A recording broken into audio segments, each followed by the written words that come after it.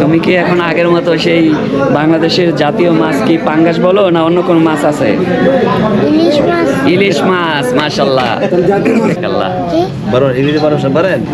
বলেন তো যদি শুনি আওয়াজ দিয়ে বলেন। ইংরেজি 12 মাসের নাম January, February, March, April, May, June, July, August, September, October, November, December. মাশাআল্লাহ, মাশাআল্লাহ, মাশাআল্লাহ।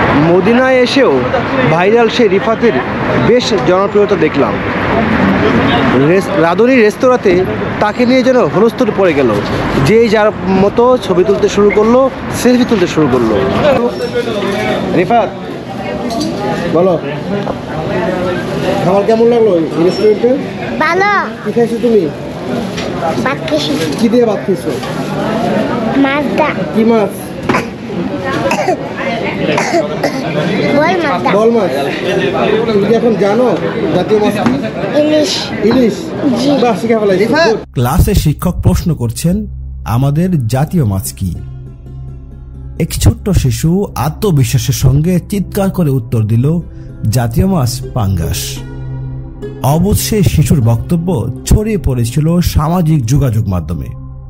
রীতিমতো তা ভাইরাল হয়েছিল নেট দুনিয়ায়। মাদ্রাসা পড়ুয়া সেই শিশুটির নাম রিফাত।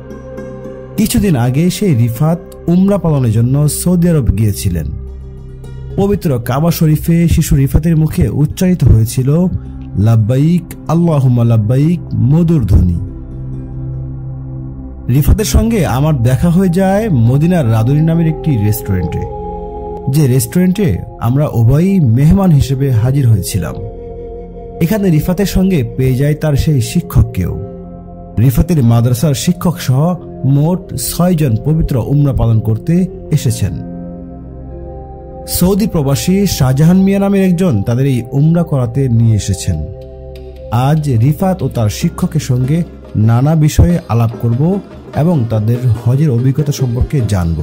বিগত আলহামদুলিল্লাহ কয়েকদিন আগে উমরাতে এসেছিলাম। তো ওই সময় আসার পর আমার উস্তাদ এখানে পাশে আছেন, হাফেজ মাওলানা কাসর সাহেব। তো হুজুর আমাকে বলে যে তুমি উমরা নিয়ত করো, চেষ্টা করো। আলহামদুলিল্লাহ নিয়ত করলাম, চেষ্টা করলাম। প্রথম যে উমরাতে আসলাম, আমার এমিকের ভাই আলহামদুলিল্লাহ আমাকে উমরা করাইছেন। তো উমরাতে আসে যে শুনলাম যে হুজুর বললো যে সময় কাবা ঘর চোখের সামনে পড়ে প্রথম বান্দা যে দোয়াটা করবে আল্লাহ তারা এই দোয়াটা কবুল করে। যে সময় আমি কাবার প্রথম ঢোকার সঙ্গে সে যে কাবা ঘর আমার চোখের সামনে পড়ে, তখন আমি দোয়া করি, আল্লাহ যে রিফাত, তুতাবাই, আনোয়ার মামা, আমার আব্বা আম্মাকে নিয়ে যেন আমি হজে আসতে পারি। এরকম একটা দোয়া আমার দিল থেকে আসে। তো মক্কাত মুদে থাকা যে সময় মক্কাতে মুদের ছিলাম ওই সময়, তখন হুজুর বলছে তুমি বাড়িতে গিয়ে তারা তাদের ফাজুর করো, ফাজুর টাকা আমি দেবো। হুজুর নিজে বলছে আর কি যে তাদের টাকা আমি দেবো, তুমি ফাজুর টাকা করো আগে। আমি বললাম হুজুর দেখেন আমরা প্রায় 6 জন মানুষ, এইগুলো টাকা আমি কীভাবে করবো? তো তুমি আল্লাহর নাম নিয়ে শুরু করো, আল্লাহ তাআলা ব্যবস্থা করে দেবে। তখন আমি এখান থেকে যাওয়ার পর উমরাতে যাওয়ার পর আনোয়ার মামা জিজ্ঞাসা করি, মামা আপনার কি আল্লাহকে দেখতে মন চাই কিনা? তখন আনোয়ার একটা দোয়া করছিলেন, ওই সময় ভিডিওটা করছিলাম আনোয়ার মামার, যে আনোয়ার বলছে আল্লাহ আমার হজ যাইতাম, আল্লাহ তৌফিক দেন। আনোয়ার এই কথা বলছিলেন। তো কয়েকদিন পরেই, 1-2 মাস পরে আমার চাঁদপুরে এক ভাই শাহজাহান ভাই ওরা আমার সাথে যোগাযোগ করে, এক রিয়াদ প্রবাসী শাহজাহান ভাই চাঁদপুরের। আমি এর মাঝখানে একটি ঘরের জন্য একটি পেক দিছিলাম, মানে আমাদের এলাকার দরিদ্র ফ্যামিলির একটি ঘর প্রয়োজন, তার 5টি বাচ্চা, জ্বর তোমার থাকতে পারে না, মানে ঘরটা একদম ছিন্ন ভিন্ন। ওই ঘরটি আমি নেটের মধ্যে ছাড়ার পর চাঁদপুরে শাহজাহান ভাই চোখে পড়ে। তখন ওনা আমার মেসেঞ্জারে কল দেয় যে ভাই আমি আপনাদের নিয়ত করছিলেন এই ঘরটা বানতেন, তো ইনশাল্লাহ এই ঘরটা আমি বেঁধে দেবো, এটা শাহজাহান ভাই বলছে আর কি। তো ওনার চাঁদপুর থেকে মানে সরাসরি আমাদের জামালগঞ্জে যায়, নিজের চোখে গিয়ে দেখার পর আমার কাছে জিম্মাদের 2,10,000 টাকা আমার কাছে দিছে, আর 5,000 টাকা ওই যে ঘরটা মালিক ওনার কাছে দিয়েছে আর কি খরচ করার জন্য বাচ্চা কাছে নিয়ে, আর আমার কাছে দিয়েছে 2,10,10,000 টাকা। আলহামদুলিল্লাহ ঘরটা হয়ে গেছে। তো ঘরের পরে বলতেছে ভাই আপনি এই রিফাতের তুতা ভাই আর আনোয়ার আপনি হজের ব্যবস্থা করেন, আমি সম্পূর্ণ হজের খরচ টাকা ইনশাল্লাহ আমি দিব। তাই আমি বললাম ভাই দেখেন আমি উমরা করে আসছি, আমার আব্বা আম্মাকে না উমরা না করে আমি যাবো না, তো আপনার আব্বা আম্মাকে সহ করেন। ওই 6 জনের টাকা আলহামদুলিল্লাহ চাঁদপুরের শাহজাহান ভাই আমাদেরকে দিয়েছেন। আলহামদুলিল্লাহ আল্লাহ তাআলা আমাদেরকে নিয়ে আসছে। এই হলো আপনার মূল।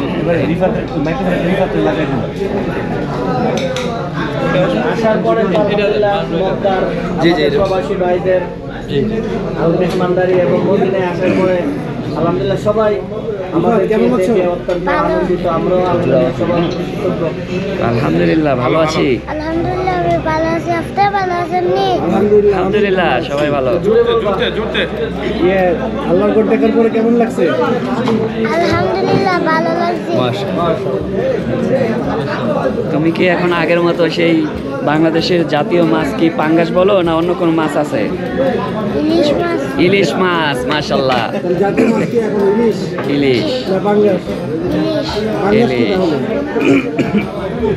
পাঙ্গাস হলো কাটা ছাড়া মাছ, মজার মাছ। কি মাছ খেতে পছন্দ করো? তোমার প্রিয় মাছ কি? ইলিশ মাছ না বলতে আপনি কোন মাছ বালাফান খাইতেন? ইলিশ মাছ।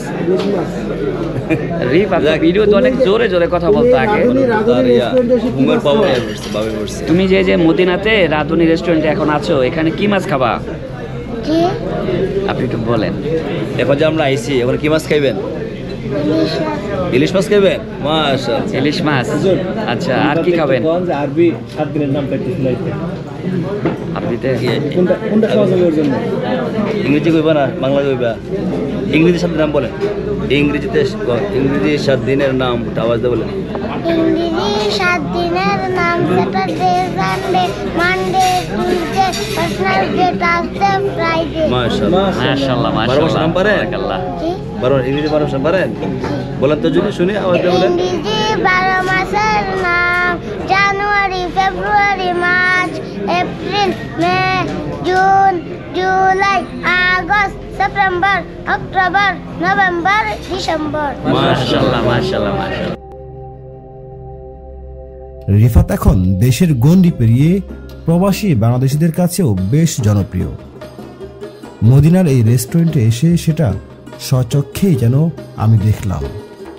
প্রবাসী ভাইরা রিফাত এসেছে শুনেই ছুটে এসেছেন, তাকে ঘিরে ধরেছেন, তার সঙ্গে সেলফি তুলছেন আর তৃপ্তি নিয়ে নানা প্রসঙ্গে গল্প করছেন।